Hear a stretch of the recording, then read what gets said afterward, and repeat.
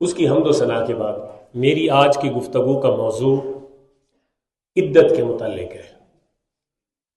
کس کے متعلق ہے؟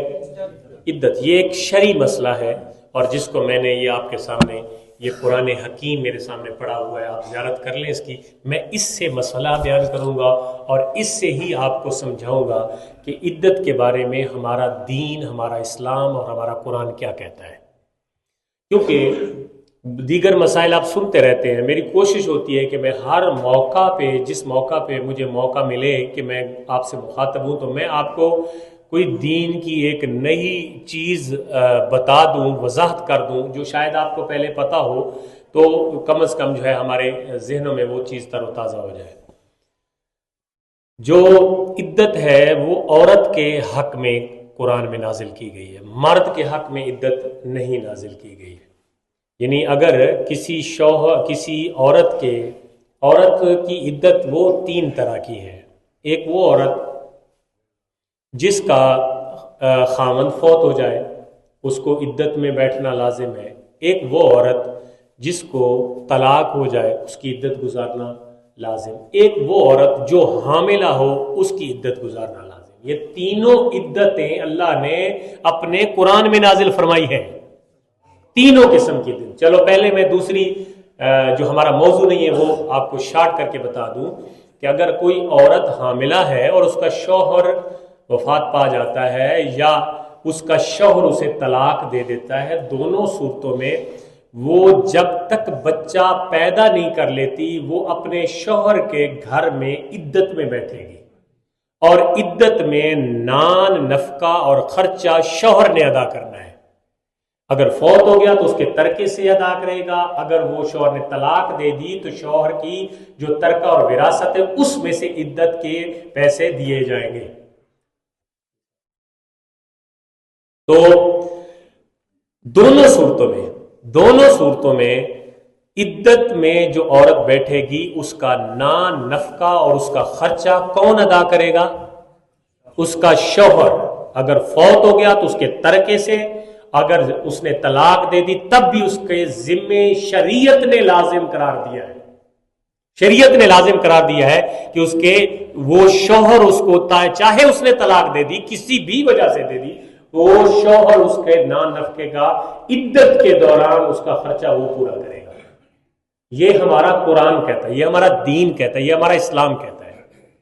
اور ہم اپنے معاشرے میں دیکھیں کہ اگر اللہ نہ کرے کسی وجہ سے کسی کا گھر برباد ہو جائے، اجڑ جائے، یعنی طلاق کی صورت میں، تو ہم تو ایک سیکنڈ بھی اس بیوی کو گھر میں گوارا نہیں کرتے۔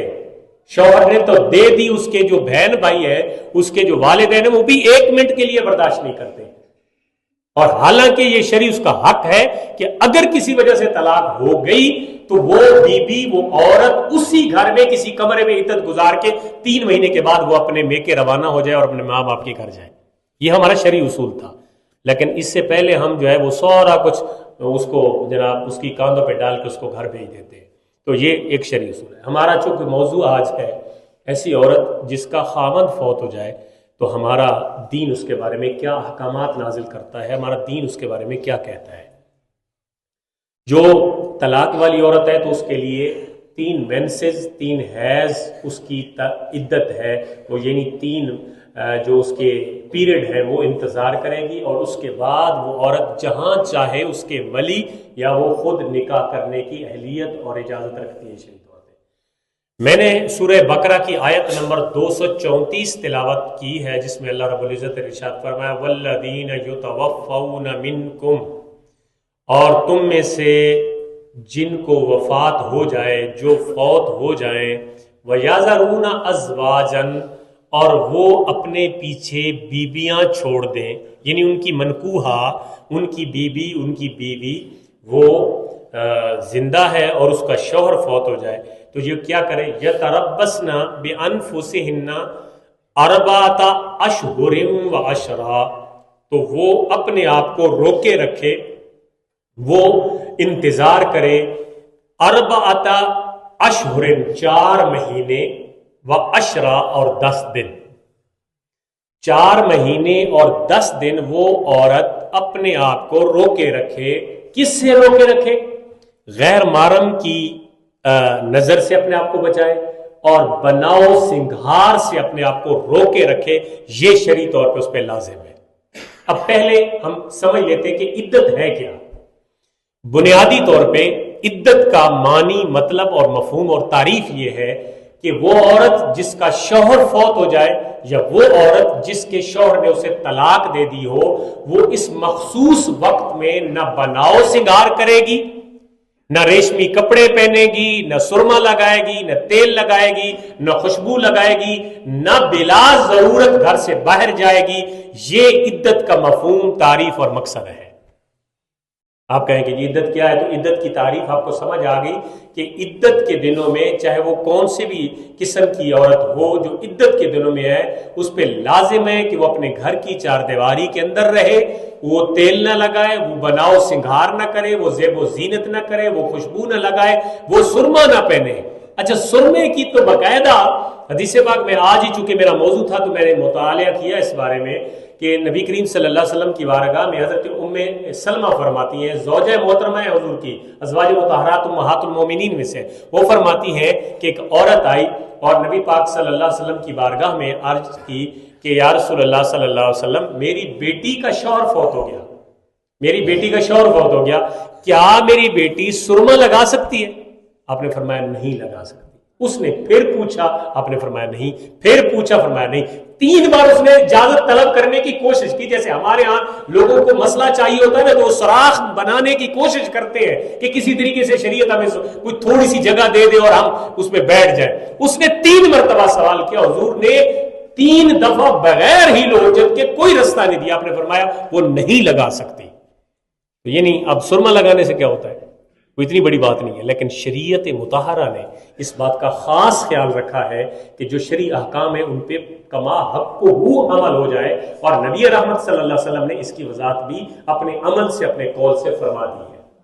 اس بات کی سمجھ آ گئی یہاں تک کہ عورت جو ہے وہ جس عورت کا شوہر فوت ہو جائے تو وہ عورت 4 مہینے اور 10 دن، یہ اللہ کا قرآن فرما رہا ہے، سورہ بقرہ کی آیت نمبر 234 میں نے تلاوت کی ہے، اور کموں پہ یہ 10 آیات ہیں جن میں عورتوں کی عدت کے احکامات نازل ہیں، اور جس میں اللہ رب العزت نے ارشاد فرمایا کہ والذین یتوفون منکم وَيَذَرُونَ أَزْوَاجًا يَتَرَبَّصْنَ بِأَنفُسِهِنَّ أَرْبَعَةَ أَشْهُرٍ وَعَشْرًا، جن کے شوہر فوت ہو جائے وہ عورتیں اپنے آپ کو روکے رکھیں، انتظار کریں 4 مہینے اور 10 دن۔ یہاں تک اتنا مطلب ہو گیا۔ اگر اس کے بعد فَإِذَا بَلَغْنَ أَجَلَهُنَّ، اور جب ان کی عمر عدت پوری ہو جائے، وہ عدت سے فارغ ہو جائے، تو فلا جناح علیکم فیما فعلنا فی انفسہن بالمعروف، تو وہ اپنا اظہار مرد بھی ان کے بارے میں کر سکتا ہے اور وہ عورت بھی اپنے آپ کا بتا سکتی ہے کہ میں نے فلاں جگہ نکاح کرنے کا میرا ارادہ ہے یا میں نکاح کرنا چاہتی ہوں، تو وہ اس عدت گزرنے کے بعد اپنا اظہار بھی کر سکتی ہے، اور کوئی دوسرا مرد اگر اس عورت کے بارے میں ذہن میں رکھتا ہے کہ میں نے اس سے نکاح کرنا ہے تو وہ عدت گزرنے کے بعد اپنا اظہار کر سکتا ہے۔ یہ قرآن نے بتایا، میں تو مطلب اپنی طرف سے کوئی بات بھی نہیں کر رہا ہوں۔ اور واللہ بما تعملون خبیر، جو تم کرتے ہو اللہ اس کو جانتا ہے، جو تم کرتے ہو اللہ اس کو جانتا ہے، جو تمہارے دل کے اندر ہے وہ بھی اللہ، وہ علیم بذات الصدور ہے۔ یہ تو کرنا تو ہے نا، واضح کوئی بات، کوئی عمل کر دیا وہ تو ہے، دوسروں کو بھی نظر آتا ہے۔ اللہ کی یہ طاقت، قدرت اور اس کا علم ہے کہ علیم بذات الصدور، وہ ذات وہ بھی جانتی ہے جو دلوں کے اندر پوشیدہ ہے۔ یہاں تک میں نے صرف آپ کو ایک آیت کا ترجمہ پیش کیا جس میں متوفی عنہا زوجہا، یعنی جس عورت کا زوج فوت ہو جائے اس کی عدت کا ذکر ہے۔ حضرت ابن عباس رضی اللہ تعالیٰ عنہ فرماتے ہیں کہ یہ 4 مہینے 10 دن اس کی عدت عورت کی کیوں رکھی، اتنا لمبا پیریڈ ہے، یہ کیوں رکھی گئی؟ اس کے پیچھے وضاحت انہوں نے خود حضرت ابن عباس نے بیان فرمائی کہ اصل مسئلہ یہ ہے کہ عدت اس لیے گزاری جاتی ہے کہ تاکہ جو زوج، جو شوہر فوت ہو جائے اس کا نطفہ کہیں اس کے پیٹ میں، اس کے رحم میں قرار پذیر نہ ہو، اور وہ نطفے کی پھر آگے لکھتے ہیں کہ 40 دن جو نطفہ ماں کے رحم میں ہوتا ہے وہ نطفے کی، وہ پانی کی بوند کی شکل میں ہوتا ہے، پہلے 40 دن، اور پھر اگلے 40 دن وہ خون کا وہ ایک جمع ہوا خون بن جاتا ہے. یعنی پہلے وہ پانی کی بوند کی طرح رہتی ہے کتنے دن؟ 40 دن. اور پھر اگلے 40 دن وہ جو پانی کی بوند جس کو نطفہ قرآن نے کہا ہے، یہ قرآن میں ہے ذکر، جس کو قرآن نے نطفہ کہا، وہ جمع ہوا خون بن جاتا ہے اگلے 40 دن. یعنی اب پورا پیریڈ کتنا ہو گیا؟ 80 دن. کتنے مہینے ہو گئے؟ 2.5 مہینے. اور پھر اگلے 40 دن وہ جمع ہوا خون لوتھڑا بن جاتا ہے گوشت کا. کتنے دن ہو گئے؟ 120 دن. یعنی 120 دن وہ بچے کی جو ساخت اور بناوٹ کے ابتدائی مراحل ہے نا، اب اس کو آپ جو بندے پڑھے لکھے آپ جا کے گوگل پہ سرچ لگائیں، وہ آپ کو بتائے گا یہ. اور پھر اگر کوئی میڈیکل کا بندہ بیٹھا ہوا ہے تو میڈیکل پوائنٹ آف ویو سے وہ اس کو دیکھے کہ ایسے ہی بناوٹ ہے کہ پہلے 40 دن وہ پانی رہتا ہے، اس کے بعد وہ خون ہوتا ہے، اس کے بعد پھر گوشت کا لوتھڑا بن جاتا ہے. جب 120 دن پورے ہوتے ہیں تو اللہ فرشتے کو بھیجتا ہے کہ جا کے اس کے اندر روح پھونک. وہ 40 دن کے بعد جو 10 دن ہے، اب یہ تو 120 دن کے کتنے مہینے ہو گئے؟ 4 مہینے. تو 10 دن اوپر کیوں رکھے گئے؟ وہ اضافی اتحاد کے طور پہ کہ کبھی مہینہ 29 کا ہوتا ہے، کبھی 30 کا ہوتا ہے، تو اس اتحادی طور پہ 4 مہینے تو مکمل ہو گئے. اگلے 10 دن اتحاداً اللہ کریم نے قرآن میں نازل فرما دیا. وہ 4 مہینے وہ اور 10 دن اگلے 130 دن، یعنی 4 مہینے 10 دن اللہ تعالیٰ نے اس عورت کو اپنے گھر میں رکے رہنے کا آرڈر اور حکم ارشاد فرما دیا. اب یہ ایک پوری صورتحال ہے. اب یہ جو عدت گزارنا ہے یہ اللہ کا حق ہے، اللہ کا حق. اگر کوئی نہیں عمل کرتا تو یہ اللہ کے حق پہ وہ ڈاکہ زنی کر رہا ہے. ہمارا کام ہے بتانا یا علم دوسروں تک پہنچانا. اب عدت کے اندر کوئی بندہ، کوئی عورت جو ہے وہ کہاں تک اس کو اجازت ہے کہ وہ باہر نکل سکتی ہے یا کچھ کر سکتی ہے؟ تو ہر صورت میں وہ عورت جس کے کفیل موجود ہو، یعنی اس کا نان نفقہ، اس کا رزق، اس کی ذریعہ معاش کا سلسلہ اس کے قدم تک، اس کے گھر تک پہنچتا ہو، اس کے لیے لازم ہے کہ وہ 4 مہینے 10 دن تک باہر نہ جائے اور اپنے اسی گھر، اسی حویلی میں رہے. عدت کا ایک اور مقصد ہمارے معاشرے میں یہ سمجھا ہوا ہے کہ بس کمرے کے اندر بند کر کے تالا لگا دو. یہ عدت کا مقصد نہیں ہے. عدت کا مطلب ہے کہ وہ اپنے اس گھر کی حویلی میں بالکل وہ پھر سکتی ہے، رہ سکتی ہے، بیٹھ سکتی ہے، کام کاج کر سکتی ہے، اس میں کوئی ممانعت نہیں ہے. ہاں اگر کوئی انتہائی مجبوری ہے، مثال کے طور پر عورت بیمار ہو گئی، اب اس کو باہر لے کے جانا ہے تو آپ اس کو ڈاکٹر کے پاس لے کے جا سکتے ہیں. اگر اس کا کوئی عزیز رشتہ دار انتہائی قریبی وفات پا جاتا ہے تو آپ اس کے وہ ادھر جا سکتی ہے، لیکن بہر صورت رات وہ اپنے اسی گھر میں آ کے گزارے گی جہاں وہ عدت کر رہی ہے.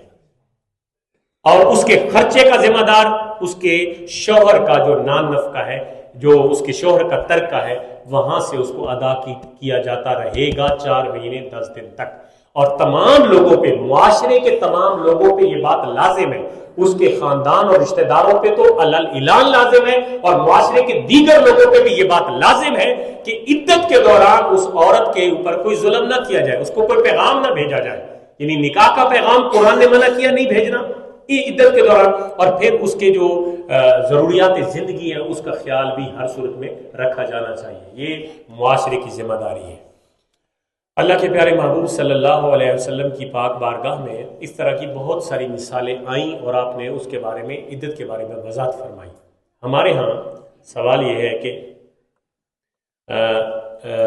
ایک سوال میرے پاس پہنچا تو میں اس کا جواب دے دوں کہ بھی دو مسئلوں کی وضاحت ہے. ایک مسئلہ یہ ہے کہ جب میت کو اٹھایا جاتا ہے گھر سے، اور شوہر کی جو میت ہوتی ہے اس کو گھر سے اٹھایا جاتا ہے، تو پیچھے اس کی منکوحہ، اس کی بیوی، اس کی زوجہ کو پکڑ کر عورتیں دروازے تک لے آتی ہیں اور پھر واپس بٹھایا جاتا ہے. اب اس کے پیچھے کیا توجیہ ہے معاشرتی طور پہ مجھے اس کا علم نہیں ہے. جو مجھے جتنا علم ہے وہ یہ ہے کہ ان کا یہ نظریہ ہوتا ہے کہ بھئی بس یہ شوہر جب فوت ہو گیا نا تو اب یہ اپنی اٹھا کے چلانے کا مقصد یہ ہے کہ یہ اپنی حویلی میں اب گھوم سکتی ہے. بھئی یہ اگر آپ رسم نہیں کریں گے تب بھی اس کو شریعت نے اجازت دی ہے کہ وہ اپنی حویلی میں گھوم سکتی ہے.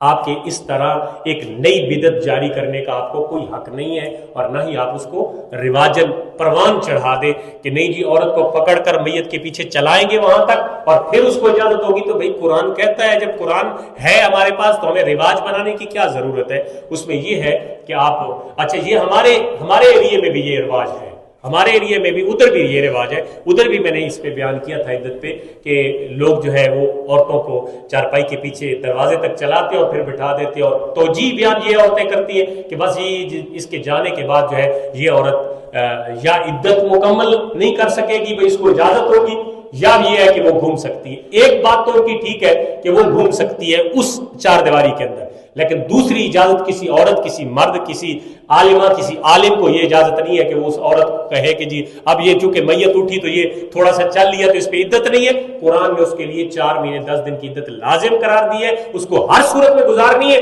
اگر نہیں گزاریں گی تو عورت گناہگار ہوگی جو قرآن کے اس حکم کا انکار کر رہی ہے. دوسری رواج یہ ہے کہ ہمارے معاشرے میں مرد فوت ہو جائے تو غیر محرم عورتیں ان کو منہ دیکھ کے کیا کرنا ہے انہوں نے. یہ ہمارے معاشرے میں جو رواج آ گیا کہ بھئی شوہر ایک بندہ فوت ہو گیا تو غیر محرم عورت کو کیا حق ہے، کون سا کس نے دیا ہے حق اس کو کہ وہ غیر محرم کا جا کے منہ دیکھے؟ جب زندہ بندے کا منہ دیکھنے سے شریعت منع کر رہی ہے تو وفات شدہ کا پردہ بھی اور احترام بھی شریعت نے رکھا ہے. غیر محرم عورت کو کوئی حق نہیں ہے کہ وہ اس ایسے مرد کی جا کے منہ کو دیکھے جو اس کا رشتے میں کچھ نہیں، اجنبی ہے، وہ غیر محرم ہے. اس کا محرم عورتیں اس کا منہ دیکھ سکتی ہیں. اور اسی کے الٹ سوچے کہ اگر کوئی عورت فوت ہو جاتی ہے تو غیر محرم مردوں کو اجازت ہی نہیں ہے کہ اس کا جا کے منہ دیکھے، اس کے محرم رشتہ داروں کو اجازت ہے کہ وہ اس کا منہ دیکھ سکتے ہیں. ہمارے یہاں دونوں طرف زیادتی ہو رہی ہے. ایک کہ عورت فوت ہو جائے تو غیر محرم اس کا منہ دیکھ رہے ہوتے ہیں، اور اگر مرد فوت ہو جائے تو غیر محرم عورتیں ان کا منہ دیکھ رہی ہوتی ہے. دونوں صورتوں میں ہمارے ہاں یہ خلاف ورزی ہے شریعت کی، اس پہ عمل کیا جانا چاہیے. میں غلط کہہ رہا ہوں؟ کسی کو کوئی اعتراض ہوگا تو وہ سوال اسی جگہ کر سکتا ہے، کھڑے ہو کے کسی بات کی سمجھ نہیں ہے تو پوچھ سکتا ہے، سوال بھی کر سکتا ہے. میرے سامنے قرآن پڑھا ہوا ہے، میں کوشش کروں گا کہ آپ کو اللہ کی کتاب سے جواب دوں. اگر کسی کو اعتراض ہوگا تب بھی آپ کو حق حاصل ہے کہ آپ مجھے ٹائم کے ختم ہونے سے پہلے الرٹ کر دیں، میں اپنی بات کی وضاحت کروں گا. دونوں صورتوں میں آپ نے خیال رکھنا ہے. یہ معاشرے میں ہم نے بتانا ہے نا، آپ نے بتانا ہے. جب آپ کھلی چھٹی دیں گے تو کون بتائے گا؟ غیر محرم عورتوں کا منہ دیکھنے مرد کو نہیں دیکھنا چاہیے، اور مردوں کا غیر محرم عورتوں کو نہیں دیکھنا چاہیے. دونوں صورتوں میں شریعت نے منع کیا گیا.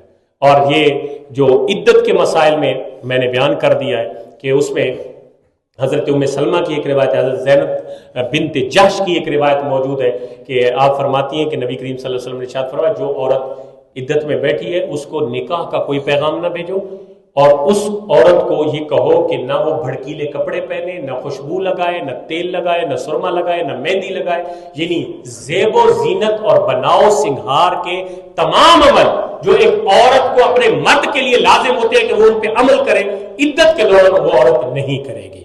رہی یہ بات کہ وہ نماز بھی پڑھے گی، وہ غسل بھی کرے گی، وہ سارے عمل کرے گی، لیکن بناؤ سنگار جو ایک عورت کو زیب و زینت ہوتی ہے، زیورات پہننا اور مطلب چوڑیاں پہننا جو زینت ہے عورت کی، مہندی لگانا، سرمے لگانا، یہ عدت والی عورت کو شریعت نے ممنوع قرار دیا ہے.